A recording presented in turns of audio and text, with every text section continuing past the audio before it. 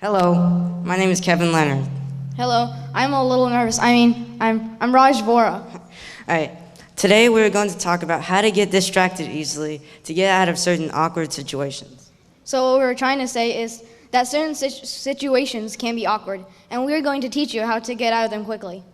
All right, so one example I know we all hate is awkward silences. So one way to get out of them is to play a game of truth or dare. It's pretty easy, just say truth or dare and they pick a subject. So on and so forth. Another example is ask a question that requires a big answer instead of yes or no. All right, like ask them a would you rather question, which is a really good question to ask.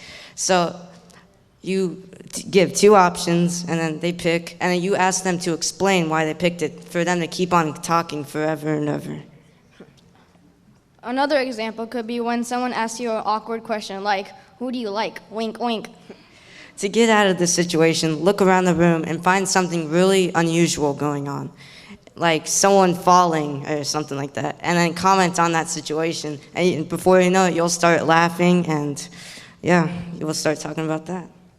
So now we have found an invention that is going to help you solve all these situations. The button. Okay. The wireless smart button. All right, so it's a button where you click it, and it does the same ringtone as your phone. So pretend like your phone is ringing, and you just pick up your phone, go to the other room, and just leave. This also has many other talents, but we don't have enough time to speak of them. Yeah. All right. This button is your friend. It's like your best friend. Oh. Anyway, do you guys want to know how we met? All right, so our hair met each other. I was like, you have cool hair.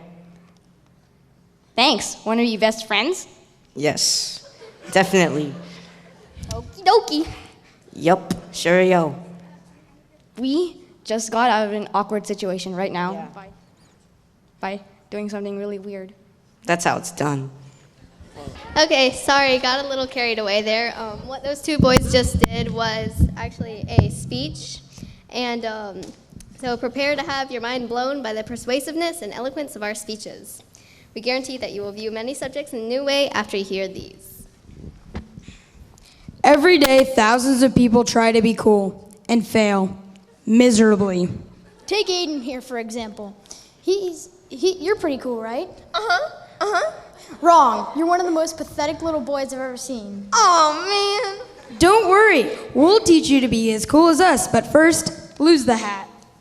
Gee, now my head's cold. I've got that covered. Here's your own cool hat. Neat. Stop. You always have to follow the rules. Chawaja. What's Chawaja? Chawaja, cool hats are worn at jaunty angles. I got you.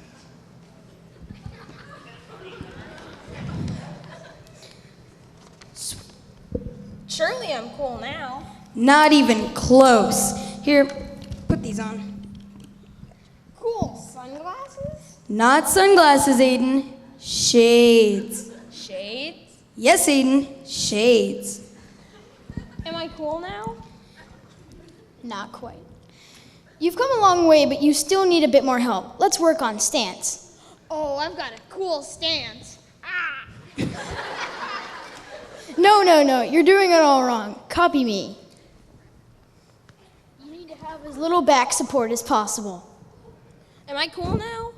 Wait, there's one more thing. You know how to be cool standing still, but let's see you strut your stuff on the move. Seriously? No, just do what Isaac just taught you. All right. And walk slowly. It should look like this.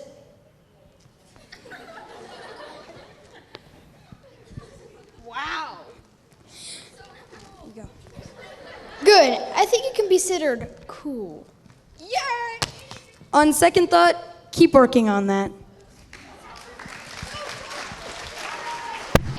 So first of all, I would just like to thank everyone for coming out today and watch me embarrass myself completely. Thank you, Casey. Okay, well, I know that there's a lot of other things you guys could be doing right now. such as the parents could be doing our chores because, we never do them. Well, I mean, there's one chore that I know a lot of people don't like, but personally, I think it's like the best thing ever. It's vacuuming. I'll just wait for the awkward silence. Yeah, okay. Okay. So vacuuming may not seem like the best thing in the world, but think about it this way. When you're in your room and you're having like that awkward dance party to some like really bad pop song, and then you have someone walk in and she's like, "What are you doing?" It's like, "I don't know, what are you doing?" Basically, you'll have your vacuum and be like dancing around. She's like, "What are you doing?" "I'm vacuuming." Okay, what about when you walk into the house, and anyone who has pets or like younger siblings knows this? You step into the room, you take off your shoes, and then all of a sudden, like hobbit feet, dirt everywhere. Okay, you vacuum, then you take a nap, because, naps are life. And then you wake up and you step on the floor and you're just like, "I would like to thank whoever made the vacuum for making this clean floor possible." It's great. I don't know why I did that, I just did, because why? Okay, but what about, this is the most important part. When you're in that bad mood, and then you just have someone walk in, you're just like, "Don't test me, don't do that." And then they walk in, they're like, "It's your turn to take out the trash." I know that because my brothers do that to me all the time. Avoidance of chores, everyone, avoidance of chores. And then what you do is you're vacuuming, right? And it's like, "It's your turn to take out the trash." "No, sorry, I can't hear you, the vacuum. I just don't know what's going on right now." It's like, you're just making the vacuum noise. "I don't know what you're talking about. This is the vacuum talking." So if you want to avoid doing chores, I guess that's what you could do. Or you could just vacuum my room, because I don't like bleep. Okay, I don't know what that was, but apparently we're censoring out that part because this is supposed to be persuasive. So thank you, and please vacuum my room.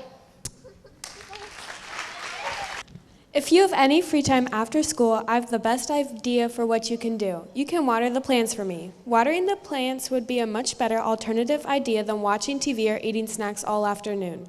There have been studies that gardeners live up to 14 years longer than non-gardeners from the vitamin D that you get from exposure to the sun.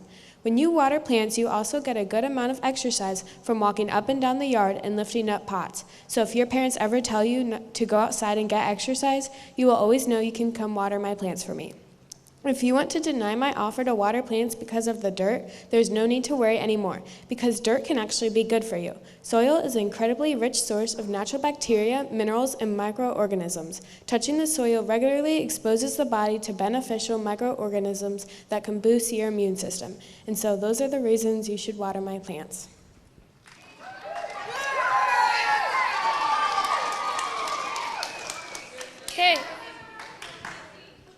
Okay, this one is on saving the polar bears.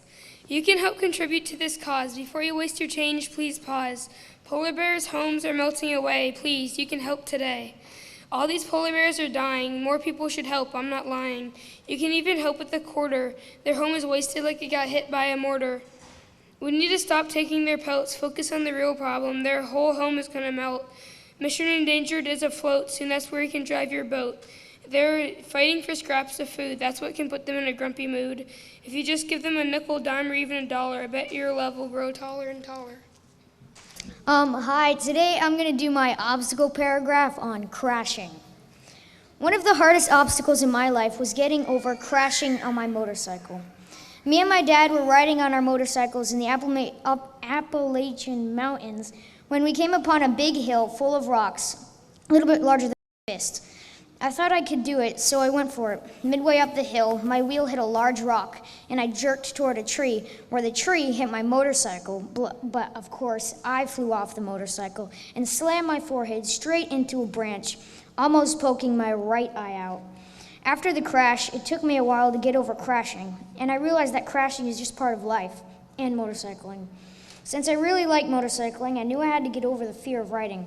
I'm glad I got over it. I love motorcycling. This is my random speech for an assignment, and it's the noise a carrot makes. When you think of a carrot, you most likely don't think of its noise. In fact, you probably only think of its taste.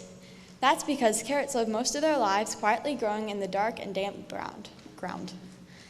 That's because then one day they're harshly yanked from the soil and their days of growing are over.